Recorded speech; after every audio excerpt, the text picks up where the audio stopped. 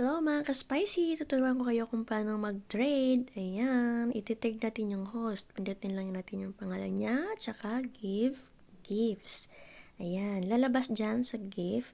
Maghahanap kayo ng amount kung magkano yung ititrade nyo sa kanya. Like sa akin, 50. Ayan, binabagsak ko sa kanya yung 50. Pero, make sure nyo guys ha, na yung pangalan niya talaga yung napindot nyo.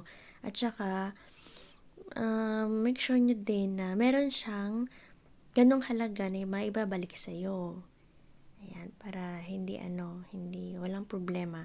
And then, doon nyo na siya makikita sa earnings nyo, natataas yung earnings nyo sa rewards, at saka yung 50 na halaga na 50 coins na yan is, pag natitrade na yan siya, is magiging 35 points na yan. So, doon mo din siya makikita sa points mo na